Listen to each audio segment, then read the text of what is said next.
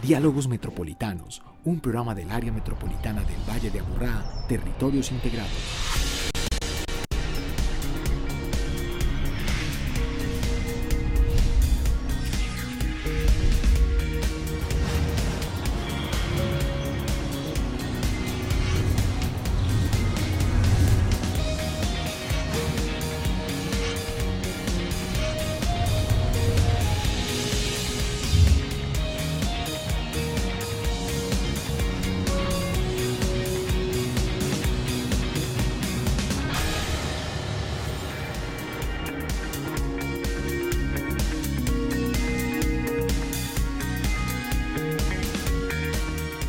Buenas noches, bienvenidos, bienvenidas a este espacio de conversación, el que cada 8 días tenemos para entender qué está pasando en el Valle de Aburrá, qué sucede con el área metropolitana del Valle de Aburrá como institución, pero también con los 10 municipios integrados.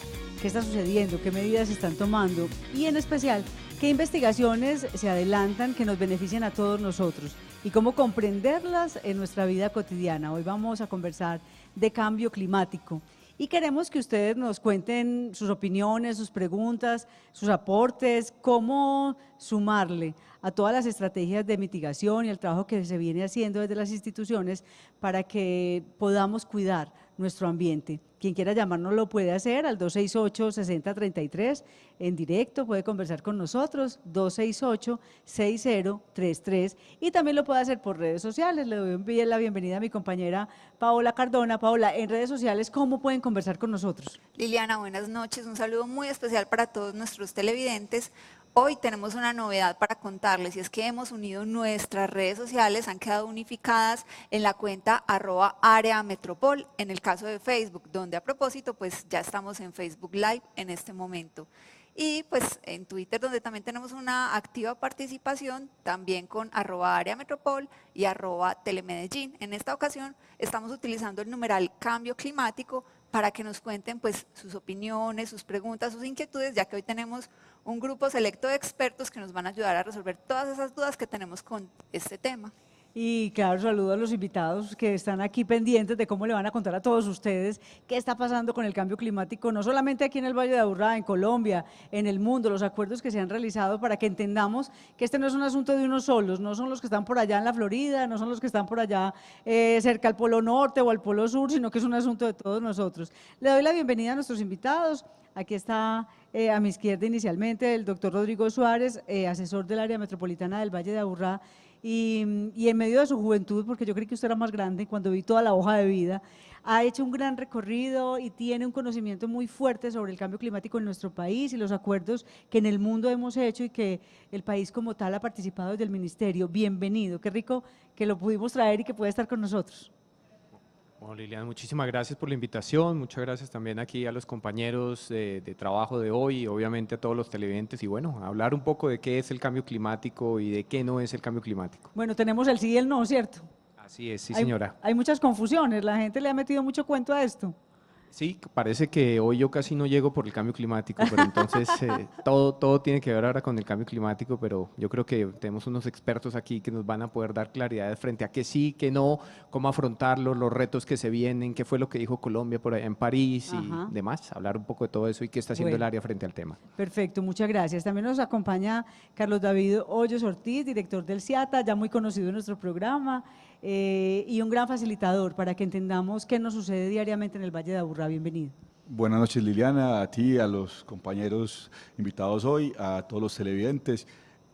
Ya estás en mi casa también, entonces sí, completamente. Muy contento de poder estar acá hoy con la voz un poco afectada por temas del cambio de transición de la temporada seca a esta temporada de lluvias, que también tiene que ver algo con el tema que vamos a tratar hoy, con la variabilidad climática y el cambio climático, y pues a conversar sobre este tema hoy. Bueno, entonces. ya empezaron los conceptos, vayan tomando nota, vamos por cambio, por variabilidad, y eso es lo que ahorita nos van a explicar muy bien. Y también le doy la bienvenida al profesor, investigador, el doctor Sergio Alonso Rego Suaza. Él es director del Grupo de Investigación en Bosques y Cambio Climático de la Universidad Nacional de Colombia, sede Medellín. Bienvenido. Liliana, muchas gracias a ustedes por la invitación, gracias a toda la audiencia, a los compañeros de programa.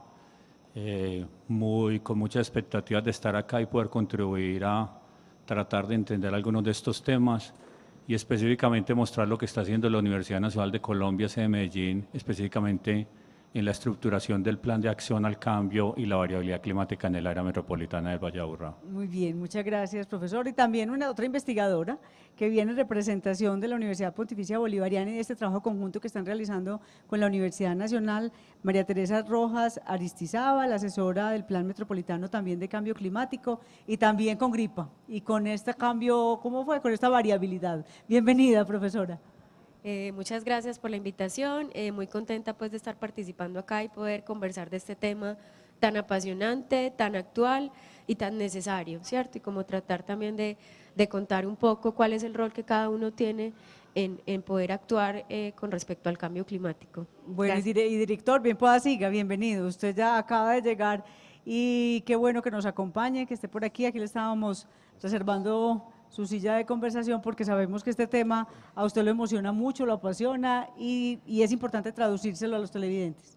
Bueno, un saludo muy cordial, Liliana, para ti, para todo el equipo, para todos nuestros invitados, nuestra invitada, a todas y todos los televidentes. Muy contentos de poder estar acá, sobre todo para que nos ayuden como a interpretar en un lenguaje más ciudadano qué es el cambio climático, si algunos dicen si existe o no existe, la variabilidad climática y bueno, qué estamos haciendo en Colombia, en Antioquia y en el área metropolitana, pues para prepararnos, para asumirlo y sobre todo hacia adelante que sigue con el tema del cambio climático. Bueno, empecemos, profesor Sergio, por esos conceptos. Entonces, ¿qué es cambio climático? Pues efectivamente se alude a cambio climático como la intervención antrópica que se ha hecho sobre el sistema climático natural. Es decir, 2 puntos.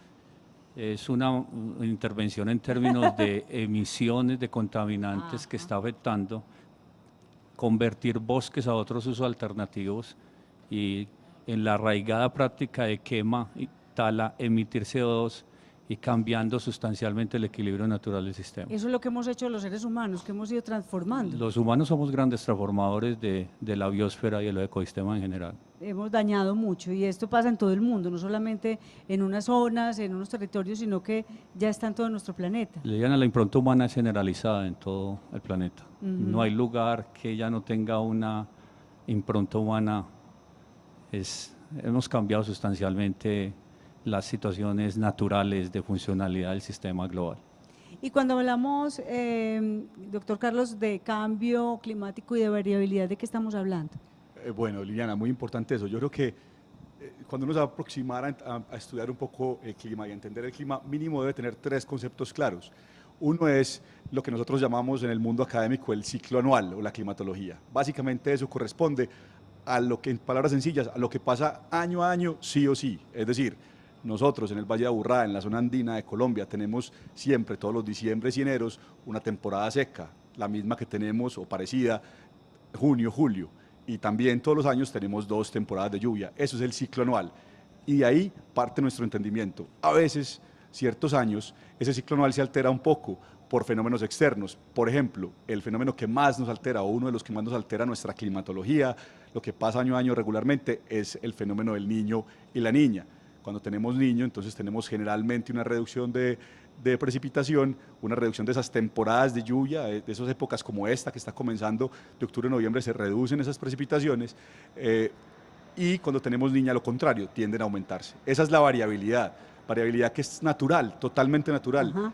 El fenómeno del niño existe y el de la niña existen desde que los continentes están ubicados de la manera como están hechas hoy en día. Entonces hasta ahí tenemos ciclo anual, variabilidad, y el tema de cambio climático, que ya lo mencionábamos un poco, ya Sergio lo mencionaba un poco, el profesor Sergio, que se refiere a cambios ya en el largo plazo.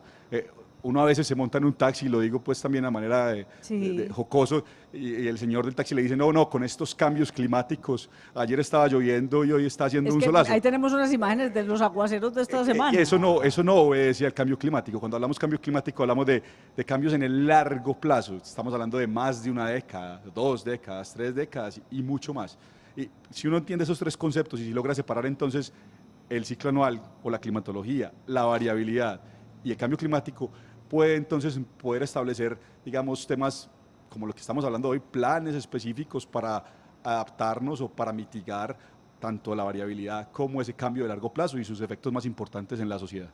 Bueno, y en París, cuando pudimos estar y cuando el país estuvo representado y usted acompañó, el profesor Rodrigo, todo ese ejercicio, es tan delicada la situación que exigió que se encontraran los países, que se encontraran los gobiernos y que tomaran decisiones, porque es que los problemas vienen desde hace mucho rato y como lo acaba de señalar Carlos, son décadas, 10, 20, 30 años, nos cogió ventaja. Sí, definitivamente yo creo que lo que pasa en París es el comienzo de un proceso, es donde todos los países se ponen de acuerdo, a que, como lo está explicando Carlos, es que ese cambio climático que va a durar décadas, décadas y décadas, haya unos compromisos, digamos, de largo plazo, es decir, que estemos mirando al 2100, y eso es difícil a veces porque cuando uno le preguntan, bueno, ¿usted qué quiere estudiar cuando sea grande? Y uno dice, estudiar. Y grande, bueno, y yo voy a ser grande. Y cuando se gradúe, ¿en qué quiere trabajar? Y uno dice, uy, ¿en qué quiero trabajar? Es difícil, entonces uno tratar de imaginarse hasta allá, hasta el 2100 es muy complejo.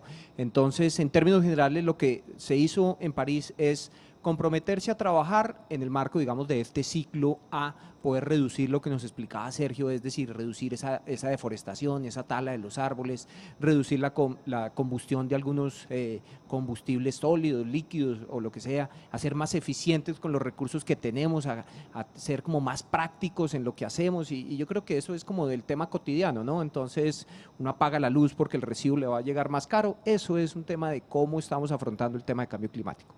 O sea que sí se encontraron para esas decisiones. ¿Y el ambiente qué tal fue? O sea, como que sí están dispuestos o hay que convencer mucho. No, definitivamente esto no fue solamente una reunión en París, que es que vámonos a reunirnos. No, ellos llevaban ya 5 años negociando. Sí. Yo creo que hay que resaltar el trabajo de principalmente la Unión Europea. También lo que hizo Estados Unidos fue muy importante y lo que hizo Francia ya para traer todo el proceso, digamos, de acercamiento de los diferentes países, hicieron una labor, digamos, de relaciones internacionales muy interesante. ¿Y en Colombia cómo quedamos? No, yo creo que quedamos con un compromiso que lo vamos a explicar seguramente un poco más adelante, reducir el 20% de las emisiones al 2030, de las emisiones proyectadas. Y ese 20% en términos generales, digamos que lo podríamos lograr fácilmente si logramos reducir la tasa de deforestación nacional a 0. Con eso lo podríamos cumplir.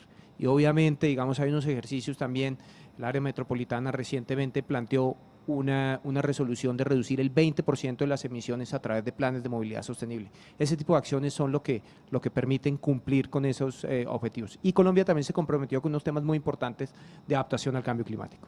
Director, para el área metropolitana, pues no es nuevo, esto ha sido muy importante y tiene un grupo interno trabajando en este tema como de manera específica y también este trabajo conjunto con la Universidad Nacional. Sí, ese grupo en el tema del plan de cambio climático precisamente lo está dirigiendo Rodrigo, que nos trajimos del Ministerio de Ambiente y Desarrollo Sostenible a que nos acompañara en este tema por la experiencia, por el recorrido, por la trayectoria que tiene. Y con la Universidad Nacional estamos haciendo, pues además de otros muchos proyectos, pero nos está brindando un acompañamiento y un apoyo académico y conocimiento técnico extraordinario. Lo que pasa es que el área metropolitana, y lo estábamos hablando ahora con Rodrigo, es la única institución o el único territorio de Colombia que además de estar haciendo este plan de cambio climático de forma juiciosa para que realmente permanezca en el tiempo, trabaja también el tema de la calidad del aire de forma juiciosa y está haciendo el plan integral de gestión de calidad del aire. Yo creo, no sé, Rodrigo me dirá o de pronto alguien, si hay otro territorio que esté haciendo ambas cosas y que se las esté haciendo de esa forma sistémica, científica, técnica, tecnológica y sobre todo con seguimiento y acompañamiento en el tiempo, que es lo que va a ser más importante para no solo quienes estamos ahora acá, sino para las generaciones venideras. Tenemos una primera llamada, Nelson Villa nos llama desde el centro de la ciudad. Buenas noches, Nelson. Buenas noches, ¿cómo están? Muy bien, ¿y usted? Bien, será. Bueno, ¿qué quiere preguntarnos o contarnos frente al tema del cambio climático? Quiero hacer un pequeño aporte. Sí, señor. Miren, estas colinas, estas montañas que tenemos alrededor del Valle de la Aburrá, a mí me tocó personalmente ver desde niño cómo estaba sembrado eso con esos eran unos pinos, iba desde Bello hasta Sabaneta. Eso garantizaba la temperatura de la que disfrutamos por aquella época. Talan esos bosques, llenan esto aquí de vehículos y entonces la temperatura está como la tenemos hoy en día. Si volvemos a sembrar, volvemos a tener temperatura. La naturaleza se trata sabiamente. Usted la trata sabiamente y ella le responde sabiamente. Pero como la hemos hecho, hemos errado el camino muchas veces y hay que componerlo. Es la única forma. Reorganizarnos. Sí, volver a sembrar. Ujú. Eso es todo.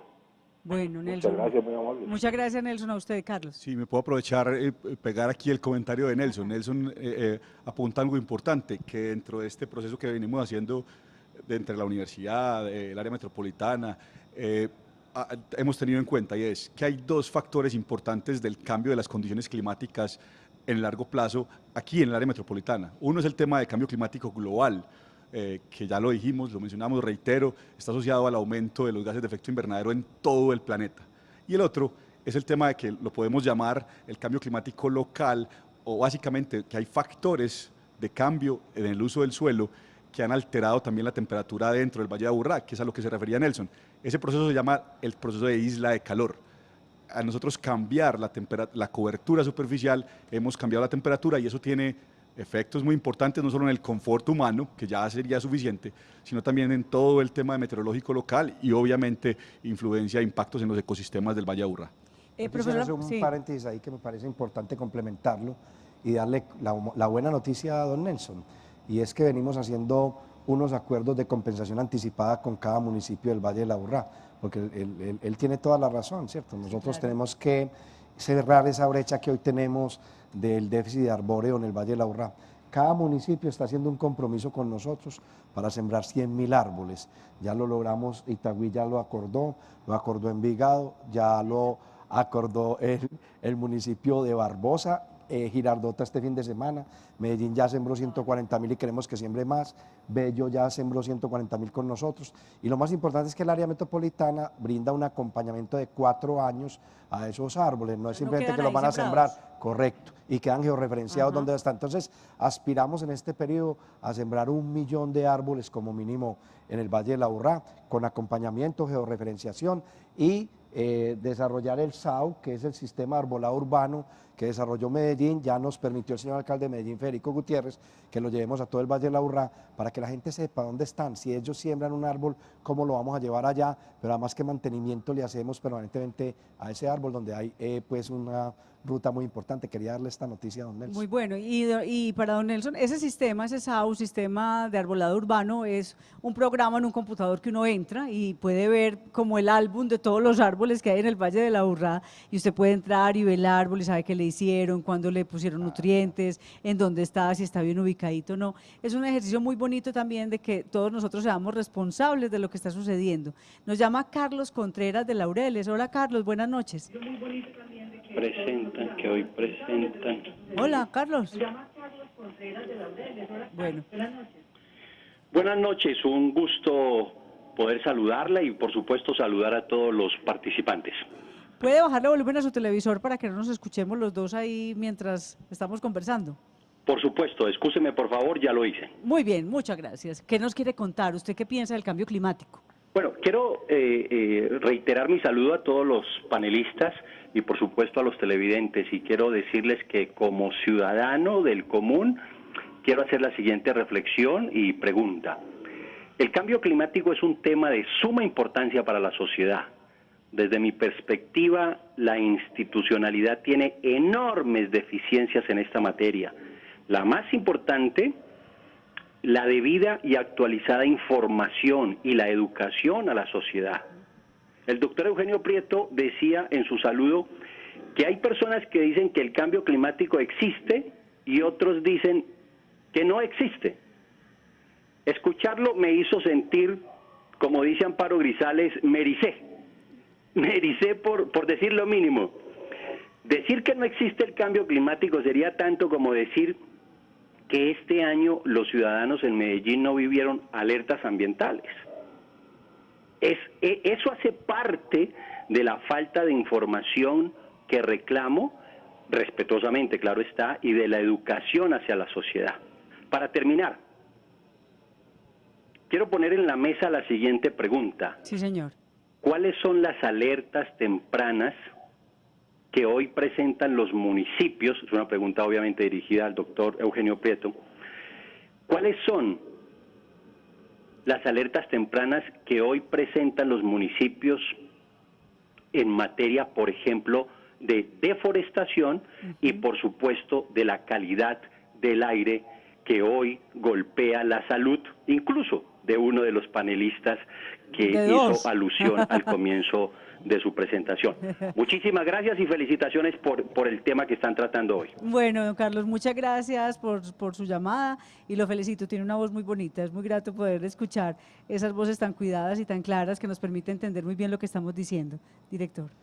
Sí, no, lo que hice al planteamiento inicial es para que no nos metamos en la discusión de las escuelas que hay hoy en el mundo. Unos dicen que no existe y otros dicen que sí existe. Nosotros lo que hacemos es que asumimos que hay un tema de cambio climático, pero además de variabilidad y vulnerabilidad climática, y por eso estamos haciendo el plan con todo el compromiso. En segundo lugar, claro, el tema también es de información a la ciudadanía y lo comprendemos, y por eso tenemos un instrumento tan valioso como el Sistema de Alertas Tempranas del Valle de Aburrá.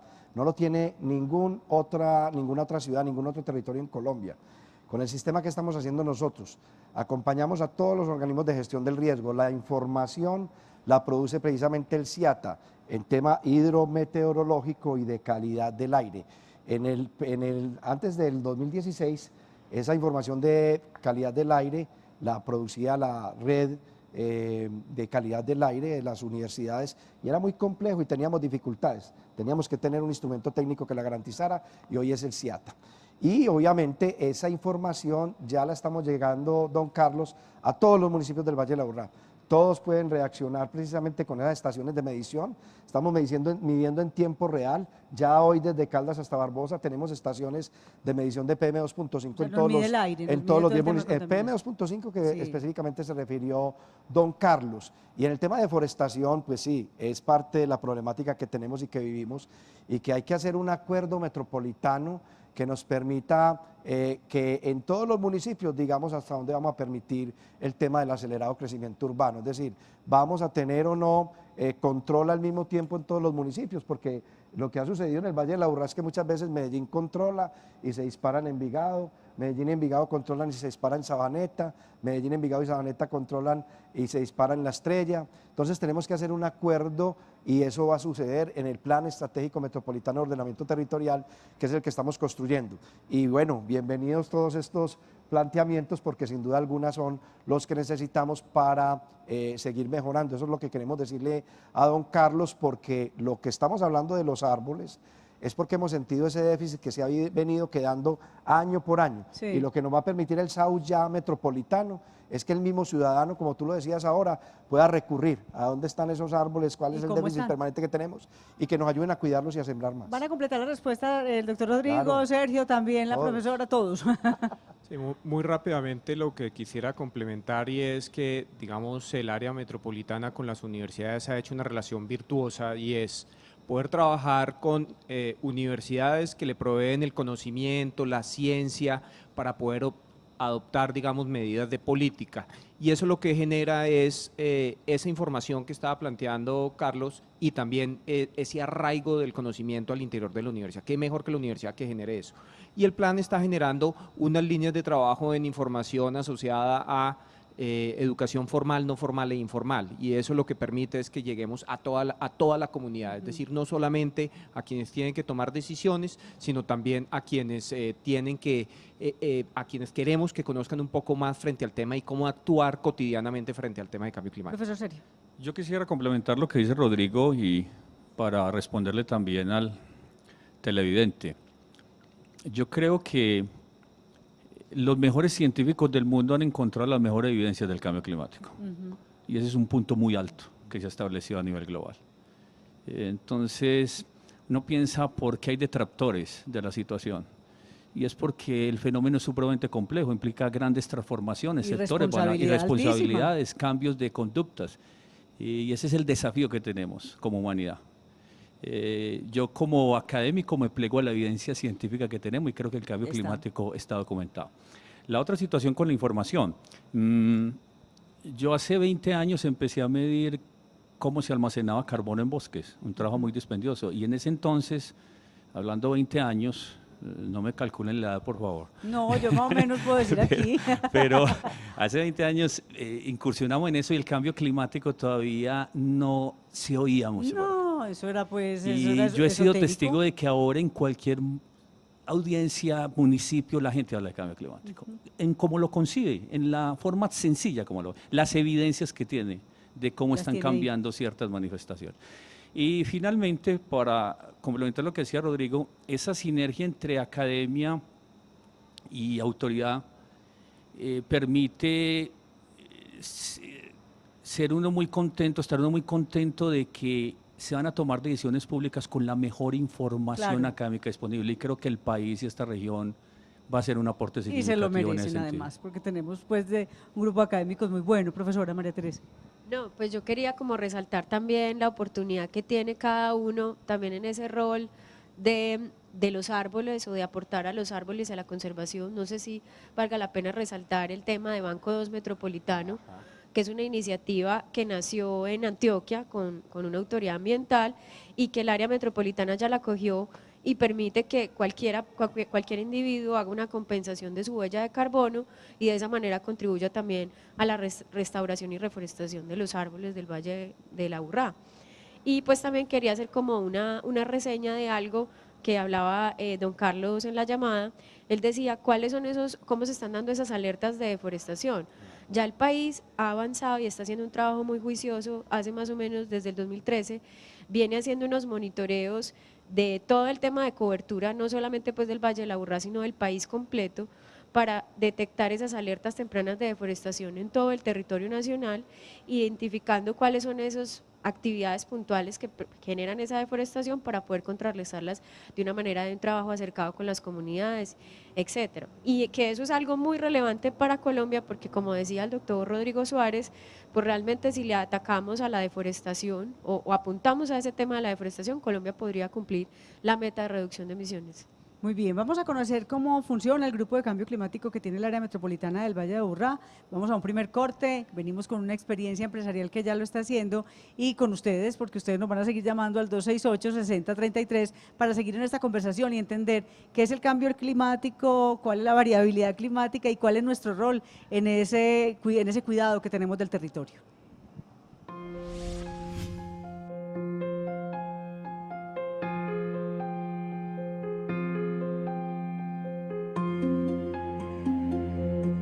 Dentro del grupo de cambio climático hay ingenieros ambientales, hay ingenieros químicos, hay geólogos, hay ingenieros sanitarios, hay ingenieros expertos en transporte y es multidisciplinario porque somos de las diferentes subdirecciones que hay aquí en el área metropolitana.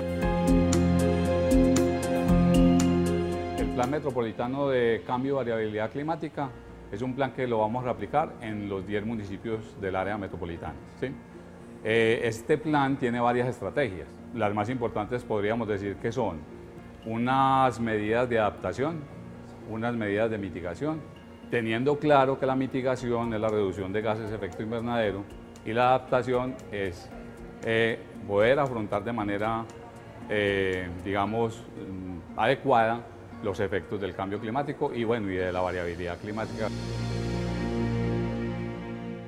Nos dimos cuenta que también teníamos que diseñar una línea, por ejemplo, de educación, sensibilización y formación a públicos objetivos. También tenemos una línea de ciencia, tecnología e innovación y por eso es que tenemos, por ejemplo, un sistema robusto que se llama el CIATA. Con todos los equipos que tiene y con toda la tecnología que tiene este sistema podemos predecir aguaceros, sequías, etcétera, para poder formular el plan de cambio y variabilidad climática de la región metropolitana.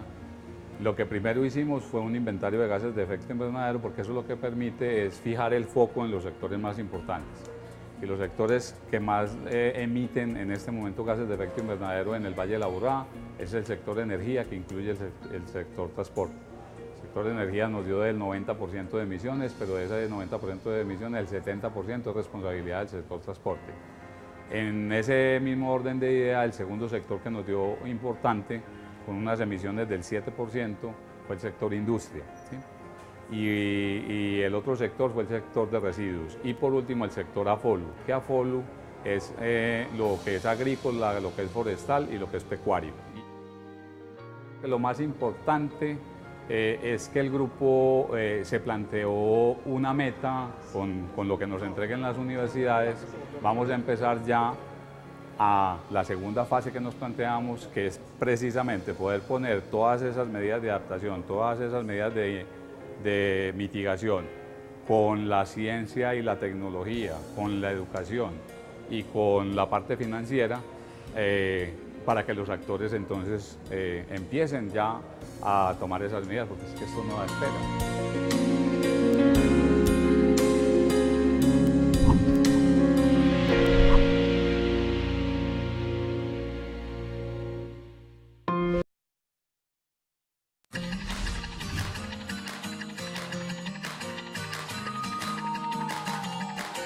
Para usted, ¿cuáles son las causas del cambio climático?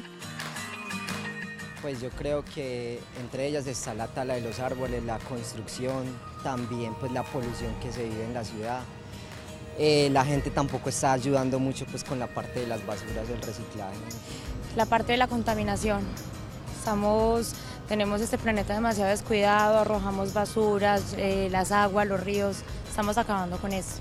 Pues hay demasiadas causas, pues por ejemplo la deforestación, la producción de material fósil, la quema de combustible fósil, pues que produce el efecto invernadero. Nosotros somos personas que todos los días queremos meter más carros a la calle, no somos conscientes de los residuos que llegan a los ríos. La contaminación, el utilizar en exceso los vehículos. Creo que eso viene de raíz de las familias, porque nunca se ha instruido como en el reciclaje, en todas estas cosas, y se ha visto que la mayoría de ríos, zonas verdes están siendo contaminadas por basuras.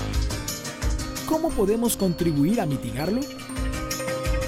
Usar menos el carro, o sea, tratar de el combustible fósil, utilizarlo menos.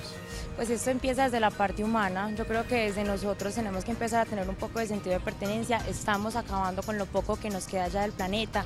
Empezar a trabajar mejor esta parte de las basuras, de arrojarlo, que se trabajen mejores planes. Empezar a incentivar las personas para cultivar árboles, hombre, no perder las zonas verdes de la ciudad. Pues es lo que están haciendo en cuanto a las bicicletas, me parece muy buena opción, días sin carros también. El control de las empresas, disminuir la emisión de estos gases, igualmente la sobrepoblación de vehículos que también hace este tipo de efectos. En las grandes ciudades crear más espacios para que podamos caminar, respetar mucho más como el cauce normal de los ríos, las montañas, los árboles, los bosques, mirar cómo hacemos para crecer sin arrasar.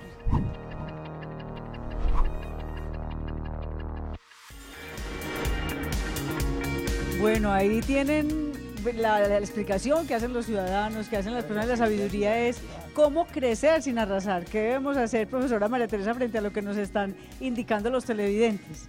No, pues realmente nos alegra escuchar todas esas respuestas porque vemos que realmente ya el tema está mucho más en todas las personas, en todos los roles de la sociedad, y realmente es lo que ellos dicen, es tomar esas decisiones unitarias de voy en el vehículo, no voy en el vehículo, mejor uso una bicicleta o apago los electrodomésticos en mi casa. Todas esas decisiones contribuyen. Obviamente hay otras actividades que también hacen las entidades gubernamentales y las industrias, etcétera, pero lo importante es que todos nos pongamos la camiseta y tengamos en cuenta que nosotros también tenemos un rol activo.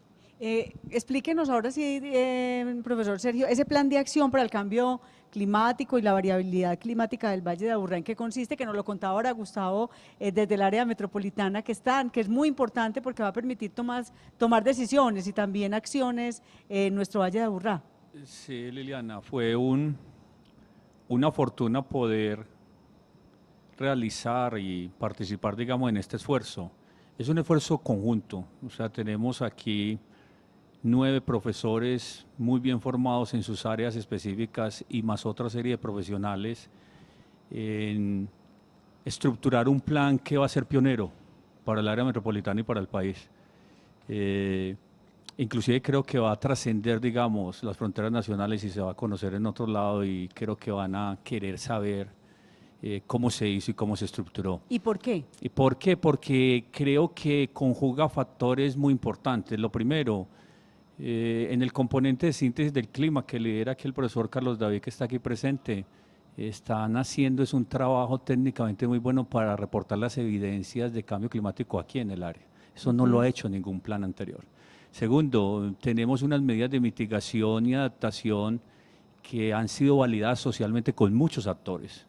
Los talleres han tenido la concurrencia de múltiples instituciones, de múltiples personas aportando y ha sido posible decantar las medidas que son pertinentes para la región y después utilizar ciencias de la decisión para priorizar las medidas que son más relevantes. Es otra impronta que no tienen otros planes que se han llevado a cabo. O sea, no ha sido solitos ustedes, sino que han tenido grupos, han hecho unos trabajos para ir contrastando. Liliana. Es más, fue una directriz explícita del área metropolitana en que los académicos pudiéramos estar actuando en la estructuración del plan conjuntamente con todos los actores sociales posibles y creo que lo hemos logrado. Es más desafiante porque requiere más tiempo, más concertación, oír la gente, compartir ideas. Priorizar, eso es un asunto delicado de poder identificar. Totalmente. Y hay otras líneas del plan que son ciencia, tecnología e innovación, son instrumentos económicos y financieros para las medidas del plan,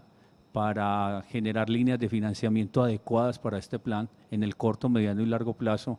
Tenemos un componente de educación, sensibilidad y formación de públicos que, como hablaba Gustavo, es un componente bastante atractivo en términos pedagógicos. Tenemos también apropiación social que hemos hecho durante todo el tiempo de estructuración del plan. Creo que es un esfuerzo que vale la pena y que la academia aporta, digamos, a la sociedad y al área metropolitana con una estructuración de un plan bastante apropiado. Doctor Rodrigo, ¿y qué sigue con ese plan? O sea, tenemos un documento, hay un esfuerzo de investigación grandísimo con un montón de doctores, de magíster, de un equipo de profesionales de alto nivel. ¿Qué sigue?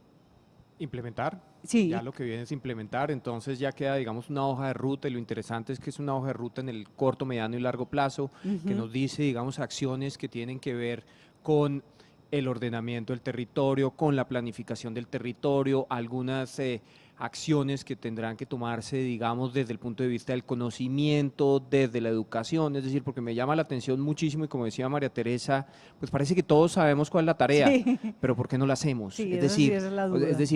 Yo ya sé que tengo que no movilizarme en vehículo, que tengo que utilizar la bicicleta, pero no lo sigo haciendo.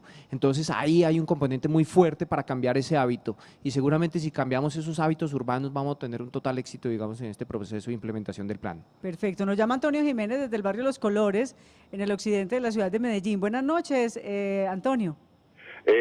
Señorita, muy buenas noches. Muchas gracias. De antemano, muchas gracias por este programa. Y al doctor Eugenio Prieto y su equipo que está ahí, un abrazo. Le habla Antonio Jiménez, él sabe quién. Y pedirle, doctor Eugenio Prieto, la situación que estamos viviendo de salud aquí en la Quebrada La Iguaná entre la 80 y la 65 por saturación de residuos, de aguas lluvias, aguas negras retenidas. El fluido de esta quebrada es imposible.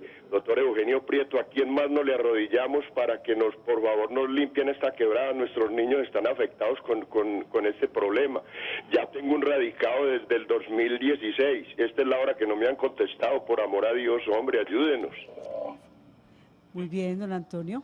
Muy bien, ahora precisamente estábamos con el secretario de Ambiente de Medellín. Con cada uno de los municipios nosotros estamos trabajando un plan quebradas. Dentro de ese plan quebradas está La Iguaná. Y uno de los procesos que tenemos nosotros es precisamente, don Antonio, coger desde la parte alta dónde está el nacimiento, hacer la compra de esos terrenos donde está ese nacimiento, de ir bajando, reforestando y hacer un proceso de limpieza, que es lo que queremos hacer con la propia ciudadanía del territorio y donde también le estamos pidiendo a los ciudadanos, y yo no me canso de hacerlo, que no sigan lanzando todas las quebradas. Es que la ciudadanía tiene también una responsabilidad muy importante en el tema de protección y de cuidado de las quebradas. Hace poco, y yo le contaba a los televidentes, estuve en un municipio donde había un juego de sala completo, un juego de sala pues que ya no estaban utilizando, pero el juego de sala estaba ahí en la quebrada completo. Así que Cuando arrojan todo tipo de cosas a las quebradas, ellas se taponan, generan problemas de salud pública, hay problemas hidráulicos que pueden generar tragedias.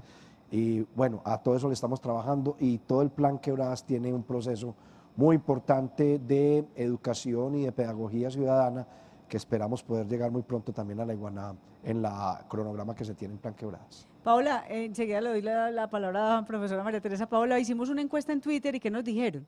Bueno, creo que es un buen complemento a esto que hemos visto de las participaciones de los ciudadanos, y es que les preguntamos, participen en diálogos metropolitanos, para usted, ¿cuál es la principal causa del cambio climático? Les dimos 4 opciones: muchos carros y motos, contaminación de empresas, tala de árboles y la ganadería. Vemos pues que hay un 46% que nos habla de tala de árboles, seguido de un 30% contaminación de empresas, 20% muchos carros y motos y un 4% la ganadería.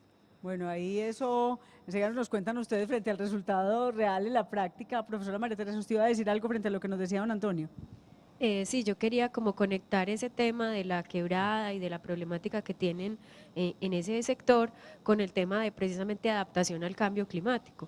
Porque a veces pues le echamos la culpa solo al cambio climático, de que nos inundamos, de que tuvimos una avalancha, etcétera, pero todos esos fenómenos también son, digámoslo así, agravados por ese mal uso del recurso. Entonces, en este caso, si nosotros disponemos los residuos voluminosos, entonces el colchón que ya no quiero tener en mi casa lo llevo a la quebrada, pues lamentablemente la quebrada después no lo devuelve cuando tiene unos fenómenos de lluvia muy altos. Entonces, es para empezar a tener en cuenta que tomar decisiones también de cómo dispongo esos residuos, de que realmente los llevo a lugares donde debe ser, también es una medida que nos puede evitar esos efectos graves después asociados a la lluvia. Profesor Carlos. Hemos hablado del tema de cambio climático, hemos hablado de la perspectiva global. Y hay una cosa que es importante, que ha reconocido el área metropolitana y que está plasmada en este plan, y es finalmente cuáles son esas consecuencias importantes del cambio climático en nuestro territorio. Y en esto ha trabajado de manera pionera la área metropolitana y también una institución como EPM, y vale la pena reconocerlo. Y es que en esos estudios que ambas instituciones han hecho, ¿a qué apuntan? A que si queremos recordar una consecuencia del cambio climático en nuestro territorio, es la intensificación de los eventos extremos de lluvia. Traducción: tenemos a veces aguaceros muy fuertes. Como los que tenemos por ahora, estos días. Un solo aguacero no podemos decir que es cambio climático, pero cuando ellos empiezan a aumentar la frecuencia comparado con lo que teníamos hace 10 años, podemos asociar esto, y lo hemos hecho. Está plasmado en el plan, está plasmado también en estudios que ha realizado EPM, como lo decía ahorita, donde se muestra la evidencia local, no es traída de ningún otro lado, no son modelos, o sea, son datos. Está pasando a nosotros. Correcto, son datos históricos que nos muestran que nuestros eventos extremos se han ido volviendo más frecuentes, con una traducción en qué: en retos en gestión de riesgos, en retos en gestión de recurso hídrico, en retos en el agro aquí regional, dentro del área metropolitana, y en el agro de la región de donde nosotros nos surtimos, de donde viene nuestra canasta familiar. Y entonces el plan, ese es uno de los éxitos del plan. El plan reconoce eso, y la adaptación que se plantea ahí parte de nuestras consecuencias, no parte de las consecuencias de lo que le ocurre a Estados Unidos, ni a Europa, ni a Argentina, sino al Valle de Aburrá. Eso es una de las cosas importantísimas que resaltar del plan. Y si algo quisiera yo que nos acordáramos nosotros y asociáramos siempre que nos digan cambio climático, pensemos en eso: intensificación de esos eventos, más frecuente los eventos extremos, y eso está pasando aquí en el Valle de Aburrá, con implicaciones en ¿qué? Drenaje urbano. Hemos visto entonces más frecuentemente, cada vez que tenemos estos eventos, donde se encharcan las carreteras, se nos llenan las vías urbanas, se nos llenan los deprimidos, que tenemos bulerías, el deprimido de los músicos, etcétera. Eso está asociado a estos eventos extremos que vienen y se aumentan por variabilidad y por cambio climático. Entonces, por eso la importancia de este plan desde el punto de vista físico. Ahorita quisiera resaltar otros puntos, pero ese es uno muy importante del plan. Sí, yo quisiera complementar un tema de lo que dice Carlos David, lo que plantea ahora Gustavo Londoño, que es quien nos dirige el plan en el área metropolitana de cambio climático. Y es que el tema no solamente tiene que ver con lo ambiental, el tema tiene que ver con lo económico, tiene que ver con lo social y con la posibilidad incluso de planificar hacia futuro dependiendo de ese comportamiento y de lo que va a suceder. Ahorita lo hablábamos también con Rodrigo, ya hay unos estudios que muestran que en Antioquia es uno de los territorios del país donde más pluviosidad se va a dar. Entonces hay que estar preparados a qué es lo que vamos a hacer con la pluviosidad. Pero también en el DNP, con los estudios que se han hecho, se está mostrando que en el Valle de la Aburrá es unos territorios donde se van a presentar más lluvias en espacios más reducidos, en tiempos cortos, pero con una mayor pluviosidad. Y eso nos lleva a otro escenario, que es el escenario de gestión del riesgo, que para nosotros es un escenario supremamente importante y fundamental frente a, bueno, qué va a pasar en la misma medida que se vaya incrementando esa pluviosidad, ya desde el punto de vista de gestión del riesgo, pero también desde el punto de vista de la planificación para la agricultura o para qué es lo que vamos a sembrar, dónde, cómo, o para la reposición arbórea, ¿no? Y dentro de lo que nos decían también los televidentes en el Vox Pop, decían las empresas tienen asuntos por resolver. Vamos a conocer la experiencia del Metro de Medellín, vamos luego a un corte y regresamos para conversar. Dejar simplemente abierta la conversación porque esto necesitaría muchas horas, pero para continuar en este espacio de reflexión sobre el cambio climático.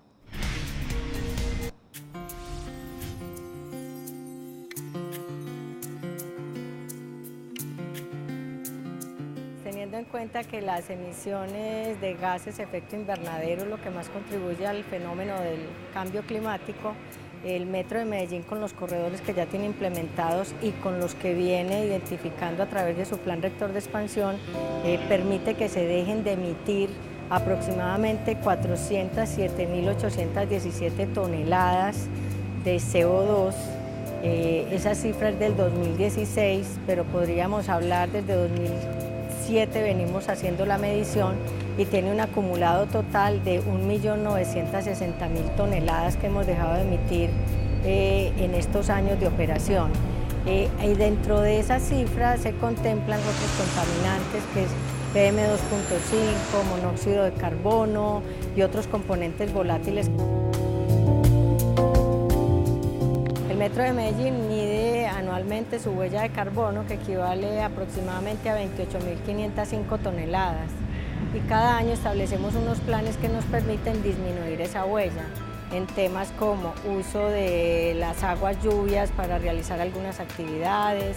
Tenemos paneles solares en las cabinas de los metrocables que ayudan a la comunicación y la iluminación. Adicionalmente adquirimos equipos y herramientas con consumos energéticos reducidos.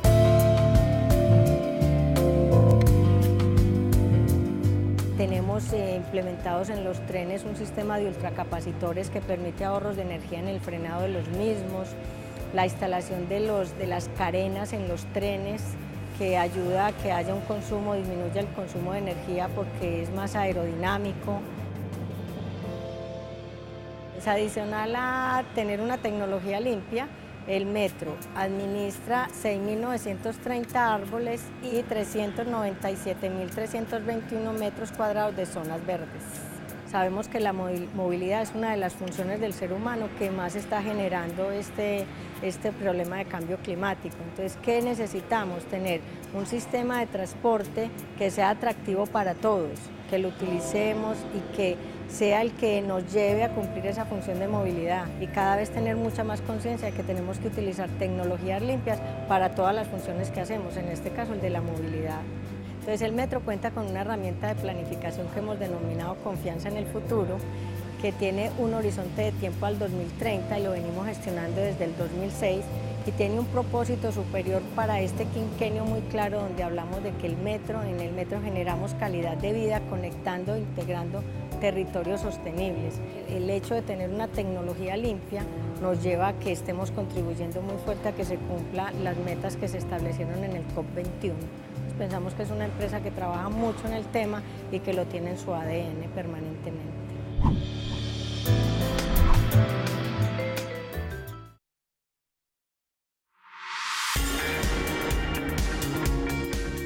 Bueno, seguimos conversando de cambio climático. Como ustedes ven, este es un programa que exigiría muchas horas de conversación. Aquí estamos abriendo el espacio. Seguramente aquí en el programa tendremos otros momentos de encuentro para explicar mucho más al detalle ya la implementación de este plan. Doctor Rodrigo, ¿qué hacer entonces? Usted nos hablaba al comienzo del programa, hicimos unos acuerdos como país, hicimos unos acuerdos como región. En la tarea diaria, ¿qué nos corresponde hacer? No solamente como personas, como le decía ahora la profesora María Teresa, sino como instituciones, como empresas, como colectivos. Muy importante la pregunta, y me quedé pensando en lo que se hizo, digamos, por redes sociales. O sea, ¿cuál considera usted que es el tema de cambio climático que más afecte? Yo creo que la respuesta es yo. Cada uno Yo. no se debería responder, soy yo. Es decir, ¿qué estoy haciendo? Es decir, ¿cómo me estoy levantando? ¿Cuánto me estoy demorando en el baño? ¿Estoy utilizando qué para calentar el agua?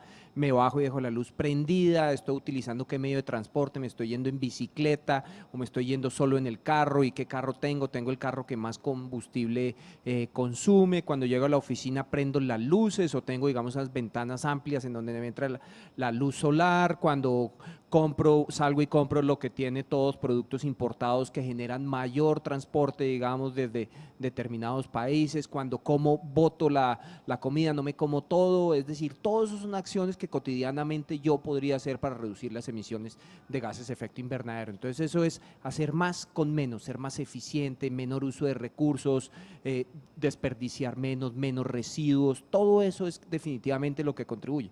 Y en ese mismo sentido lo puedo tomar la acción desde donde yo estoy ubicado. Si estoy ubicado como una persona, si tengo la posibilidad de tomar decisiones como el doctor Prieto en este momento, digamos, en el área metropolitana que está dirigiendo, digamos, el plan de cambio climático. Si estoy desde la universidad, poder orientar, digamos, temas de investigación para ser más prácticos, más eficientes. Si estoy, digamos, desde una industria, cómo hacer mi industria más eficiente para poder exportar más, ser más productivo, más competitivo. Eso es lo que tenemos que hacer, cada uno desde el rol que tengamos.